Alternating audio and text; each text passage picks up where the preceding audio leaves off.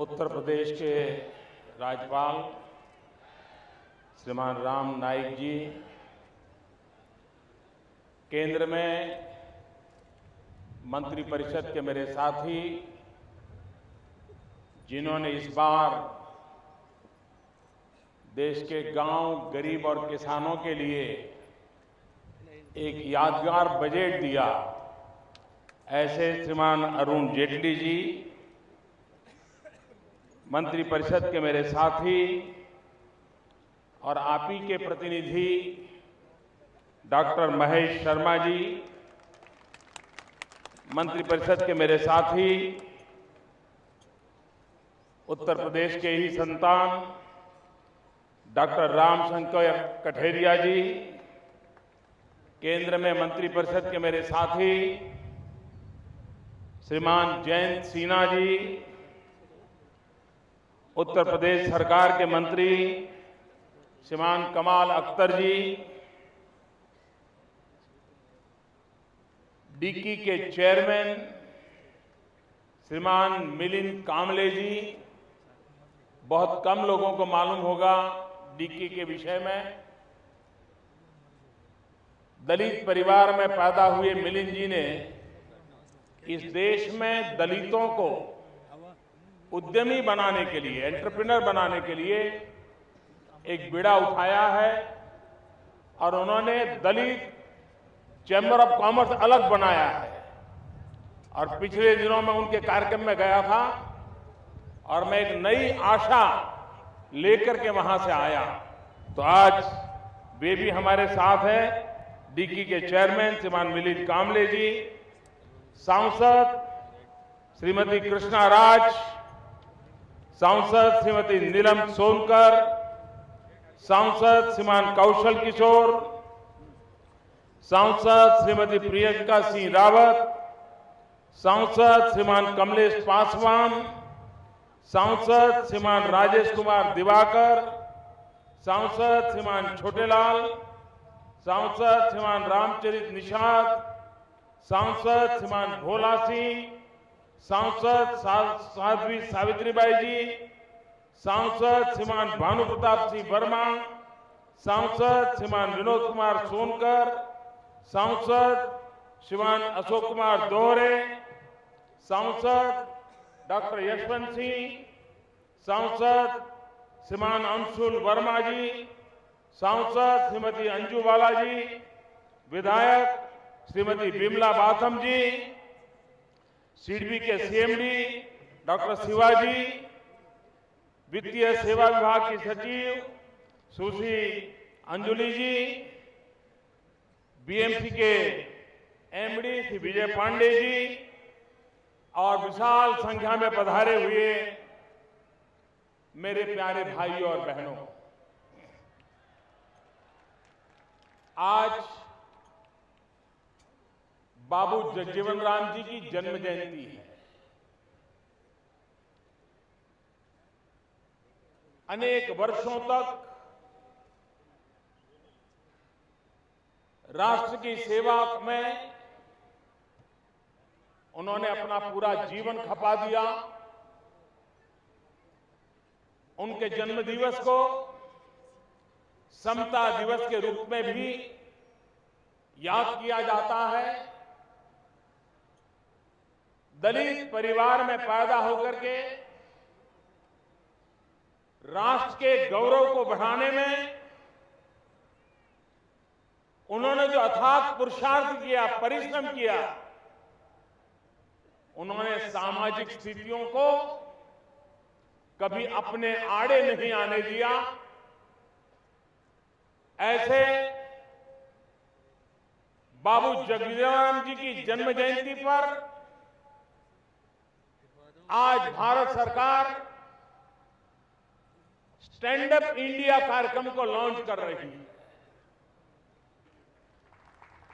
बाबू जगजीवन राम जी की एक विशेषता रही,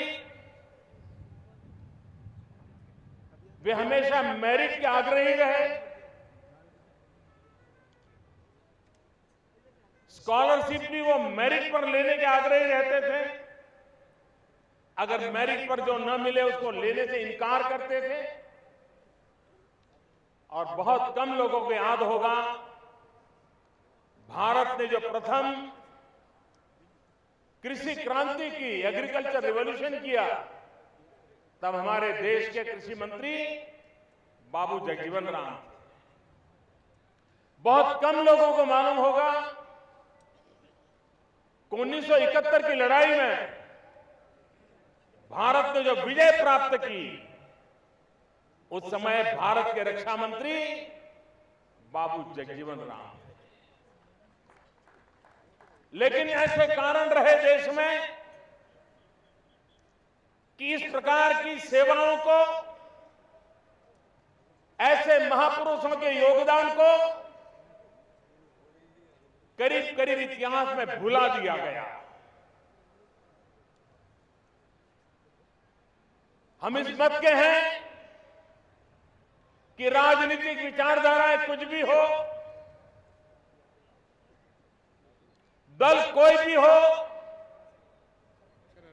लेकिन देश के लिए जीने मरने वाले हम सबके लिए आदरणीय होते हैं, हम सबके लिए प्रेरक होते हैं।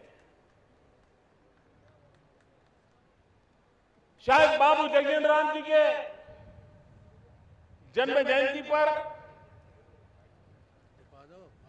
पहले कभी भारत सरकार ने कोई कार्यक्रम लॉन्च किया हो, कम से कम मेरी स्मृति में नहीं। लेकिन मुझे आज गर्व हो रहा है, और इसका बहुत बड़ा ताल्लुक भी है, क्योंकि हमने एक योजना बनाई, और योजना ये बनाई कि हमारे जो आदिवासी भाई बहन हैं, हमारे जो दलित भाई बहन हैं, वे कब तक नौकरी का इंतजार करते रहेंगे, और सरकार भी कितनों को नौकरी दे पाएगी। और अगर यही स्थिति रही तो समाज के दलित, पीड़ित, शोषित, वंचित इन मेरे भाइयों का क्या होगा, उन नौजवानों का क्या होगा। और मेरा ये विश्वास है कि परमात्मा ने जो शक्ति और सामर्थ्य, जो समझ और हुनर ईश्वर ने हमें दिया है, वैसा ही मेरे दलित परिवारों को भी दिया है और मेरे आदिवासी परिवारों को भी दिया है। लेकिन हम लोग वो हैं जिन्हें अवसर मिला, वो लोग हैं जिन्हें अवसर नहीं मिला। अगर अवसर मिलने पर हम कुछ कर सकते हैं, तो अवसर मिलने पर मेरे दलित और आदिवासी भाई बहन भी उतना ही उत्तम काम कर सकते हैं और देश को बहुत योगदान दे सकते हैं। और इसलिए जीवन के हर क्षेत्र में समाज का जो आखिरी छोर पर बैठा हुआ व्यक्ति है, उसको आगे आने का अवसर मिलना चाहिए। उसको किसी की कृपा पर जीने के लिए मजबूर नहीं होना चाहिए। अगर वो अपने पुरुषार्थ से, अपने परिश्रम से साहस करने को तैयार है, बुद्धि है, क्षमता है, अगर थोड़ी सी भी सुविधा हो जाए तो वो एक नई भव्य स्वप्नों को साकार करने वाली अपनी जिंदगी को आगे बढ़ा सकता है। और उसी एक विचार में से ये स्टैंड अप इंडिया की कल्पना आई। 15 अगस्त को लाल किले पर से मैंने घोषणा की थी, startup India, stand up India. और स्टैंड अप इंडिया योजना के तहत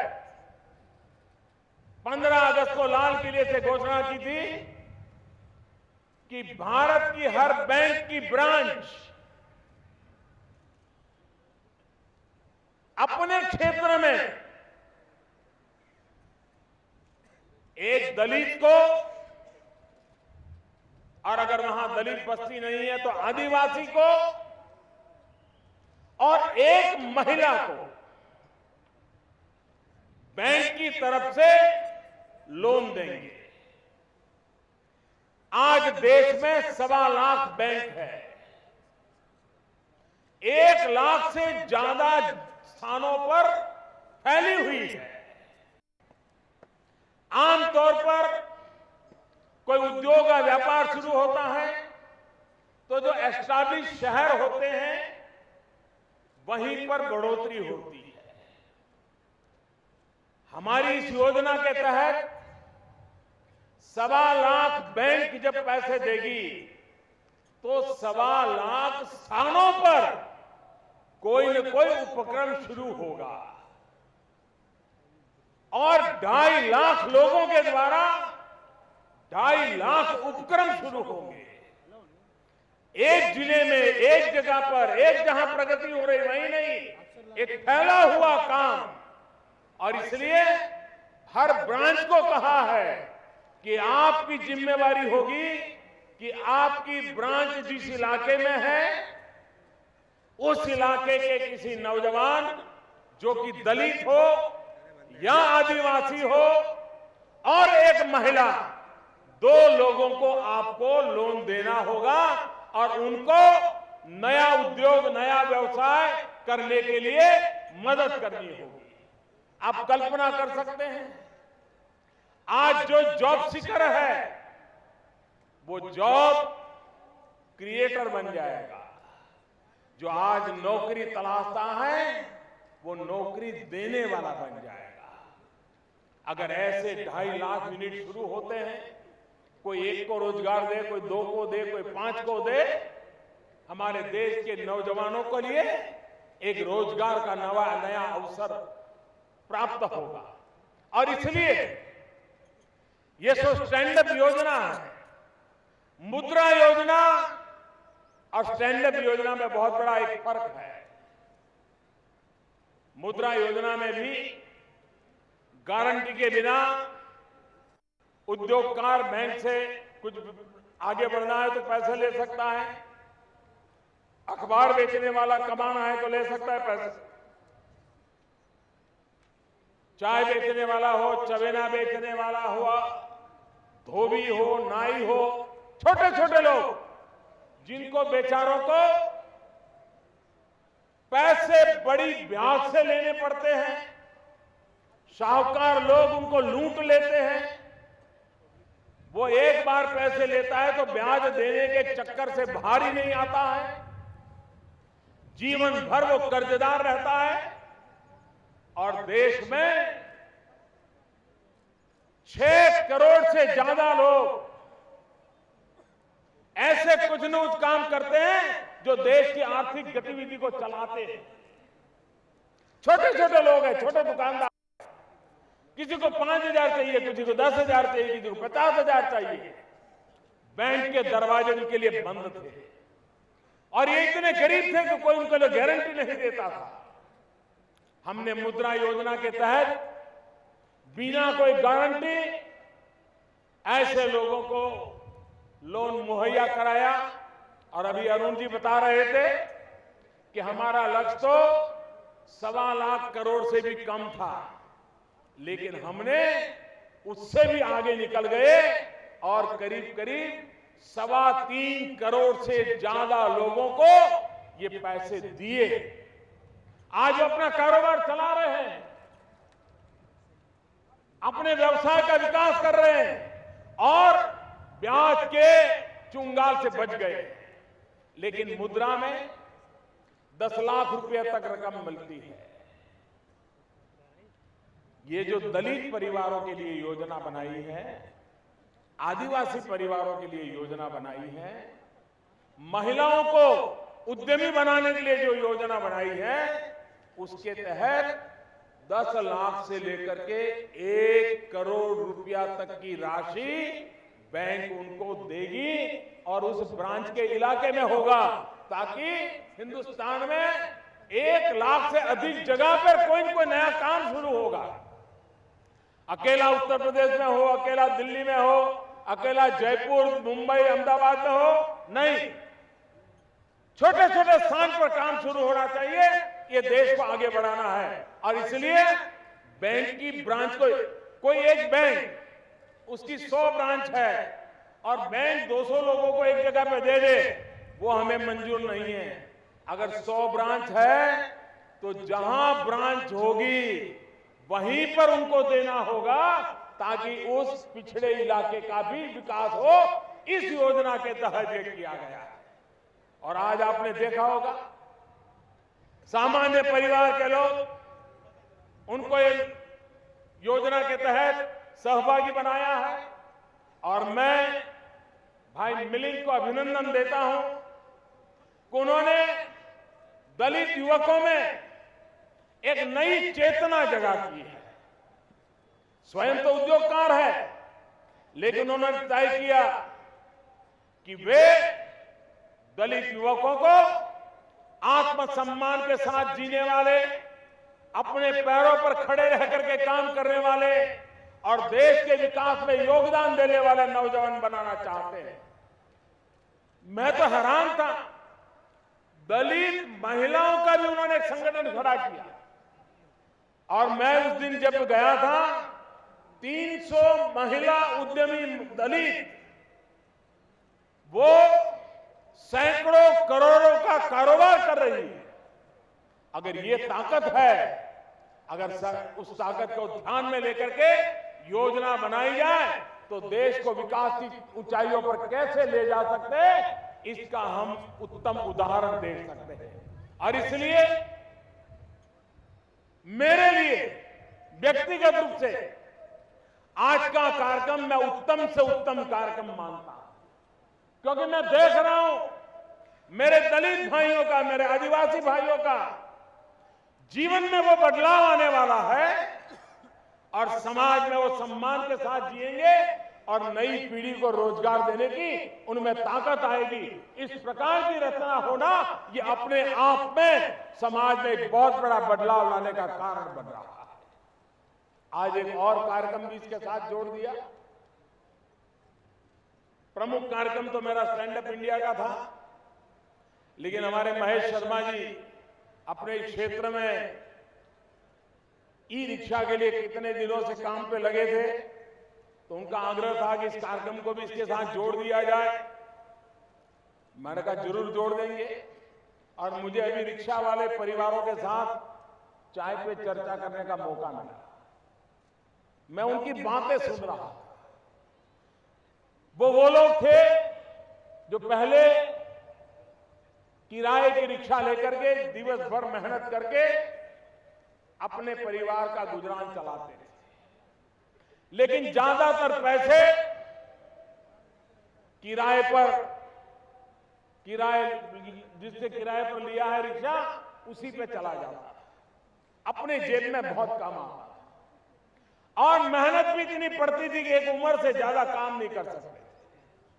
मेहनत भी इतनी पड़ती थी कि ग्राहक खड़ा हो तो भी थक जाते थे, खींचने की ताकत नहीं रहती थी।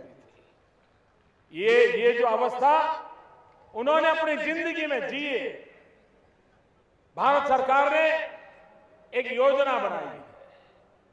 इस योजना के तहत मेरे मित्र भाई विजय इसके काम को बखूबी निभाते रहते हैं और 5000 से ज्यादा 5100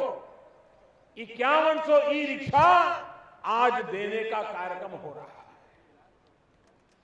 अब ये अपनी ई रिक्शा के मालिक बन जाएंगे, जो कल तक किराए की रिक्शा पर गुजारा करते थे। और योजना ऐसे बनी है कि दिन भर की कमाई में से थोड़े पैसे डाल करके वो उसके मालिक बन जाएंगे। दूसरा, ई रिक्शा होने के कारण शरीर को जो मजदूरी करनी पड़ती थी वो कम हो जाएगी। दिन में ज्यादा सफर कर पाएंगे, ज्यादा काम कर पाएंगे। और आज एक मोबाइल एप्लीकेशन को भी लॉन्च किया, ओला।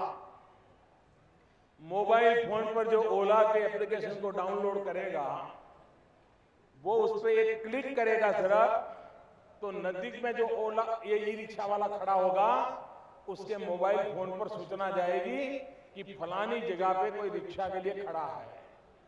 2-3-4 मिनट में रिक्शा आके खड़ी हो जाएगी। अभी मैंने रिक्शा में मैं बैठ करके आया, उसी टेक्नोलॉजी से रिक्शा को बुलाया और उसी रिक्शा में बैठ करके आया। फिर जेब में पैसों की भी जरूरत नहीं। आपका अगर जनधन अकाउंट है, रुपए कार्ड है, तो आप मोबाइल फोन से ही अपना 5 रुपया, 7 रुपया, 10 रुपया जो भी किराया होगा वो आपको मोबाइल से उसको दे सकते हैं। आप आराम से, पहले तो 4 लोग हाथ ऊपर करे, कोई ऑटो रिक्शा वाला देखे न दिखे, आज आप मोबाइल फोन से ऑटो रिक्शा को बुला सकते हैं और ऑटो रिक्शा में, ये ई रिक्शा में बैठ करके आप आगे जा सकते हैं। ये व्यवस्था के कारण उनको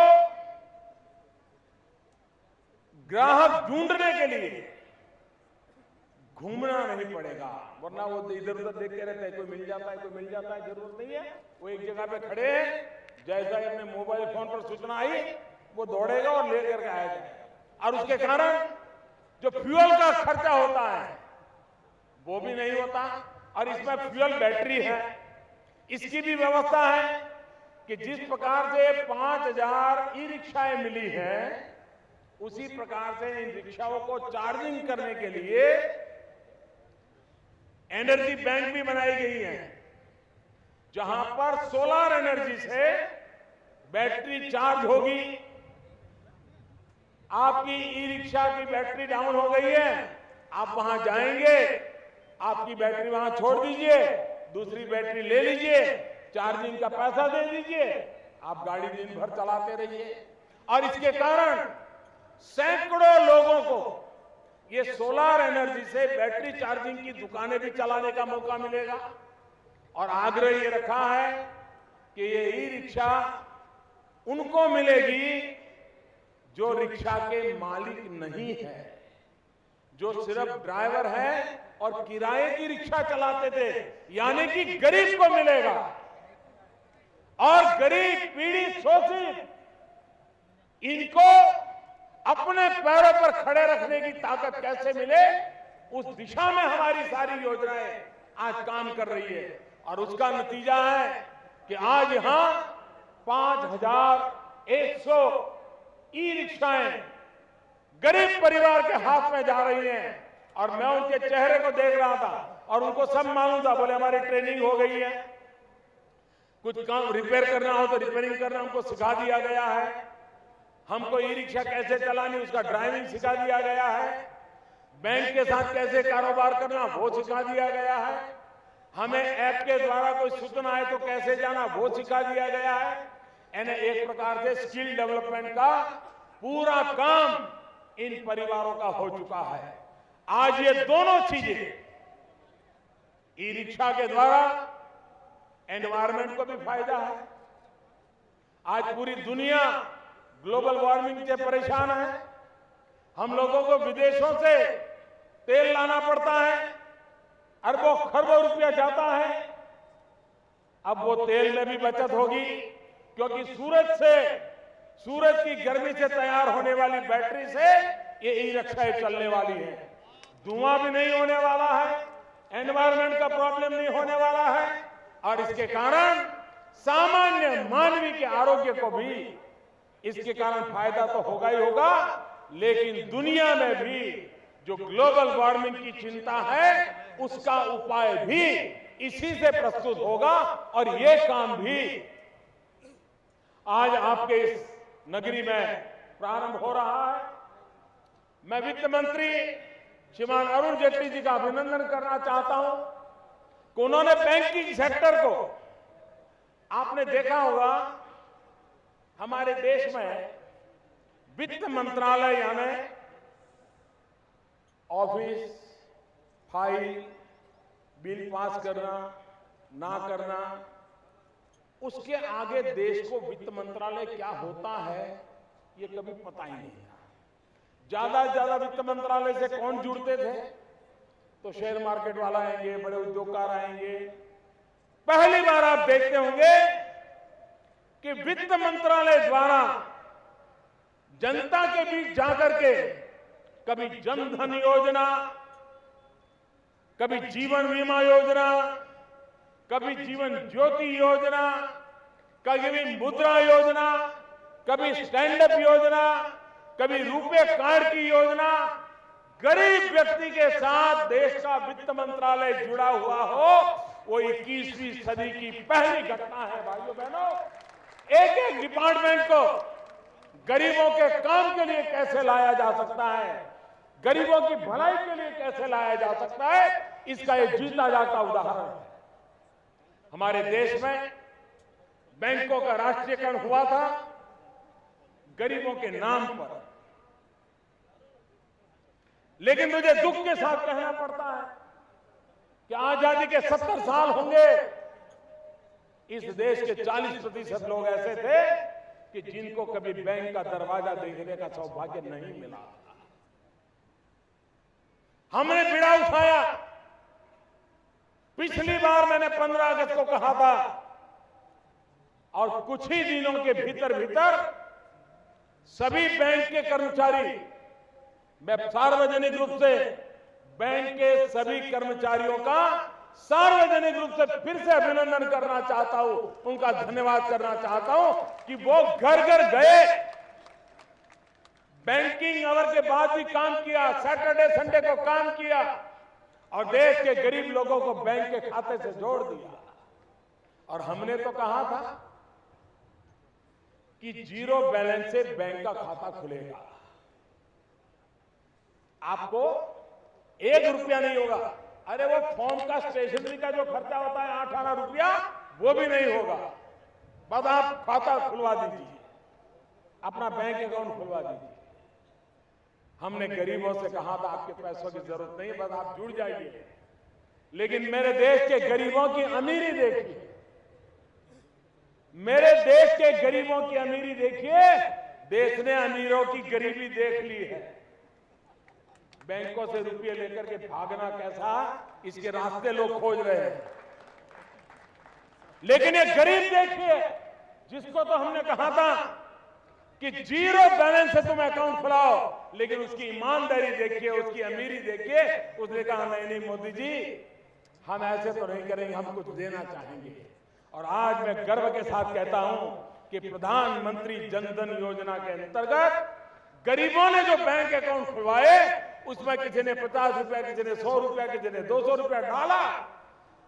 वो रकम 35,000 करोड़ रुपया से भी ज्यादा हुई। 35,000 करोड़। ये है मेरे देश के गरीबों की अमीरी। और जिस देश के गरीबों की अमीरी देखते हैं तो सरकार का भी मन करता है कि उन गरीबों के लिए खप जाना चाहिए। पूरी सरकार गरीबों के लिए स्वाहा कर देनी पड़े तो कर देनी चाहिए। इस मिजाज से मैं काम कर रहा हूं। और मैं मानता हूं देश आगे तब बढ़ेगा जब देश के गरीब के द्वारा देश की विकास यात्रा में भागीदारी सुनिश्चित की जाएगी। हमारी सारी योजनाएं देश के गरीबों को देश की विकास यात्रा में भागीदार बनाने की एक सुनिश्चित रणनीति के तहत चल रही है। एक के बाद दूसरी योजना, पहली योजना से दूसरी जुड़ी हुई होती है।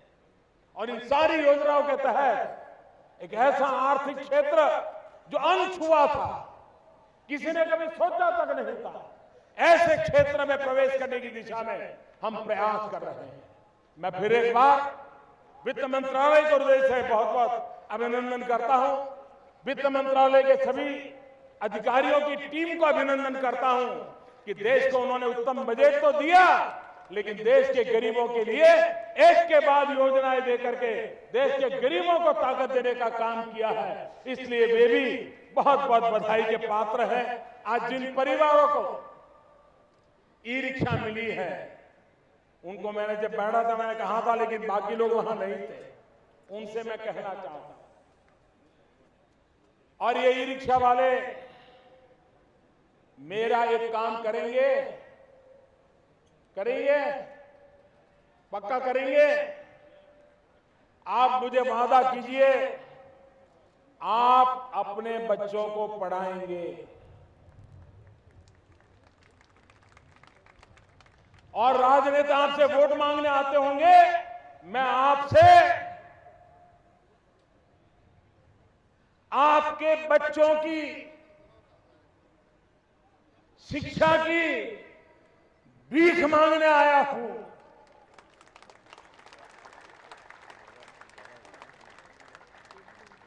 और उसमें भी आप अपनी बेटियों को तो अवश्य पढ़ाएंगे। आप देखिए, कुछ ही सालों में आपको ये रिक्शा भी नहीं चलानी पड़ेगी। आपके बच्चे आपके परिवार को नई ऊंचाइयों पर ले जाएंगे। और इसलिए इन सरकार की योजनाओं का लाभ आपके बच्चों को सबसे पहले मिलना चाहिए और वो शिक्षा के रूप में मिलना चाहिए। आप देखिए, आपकी तो जिंदगी बदल जाएगी, भारत का भविष्य बदल जाएगा। और इसलिए मैं आज इन ई रिक्शा वालों को भी शुभकामनाएं देता हूं। मेरे दलित परिवारों को आज जो स्टैंड अप इंडिया से लोन मिलना शुरू हो रहा है, 1.25 लाख ब्रांचेज आगे आए, वहां के नौजवान इस अपॉर्चुनिटी का फायदा उठाएं और वे भी समाज में एक अग्रिम कक्षा के उद्योगकार, व्यापारी, साहसिक बनकर के आए और देश को नए सिरे से आपको मदद करे। इसी एक अपेक्षा के साथ आप सबको बहुत बहुत धन्यवाद।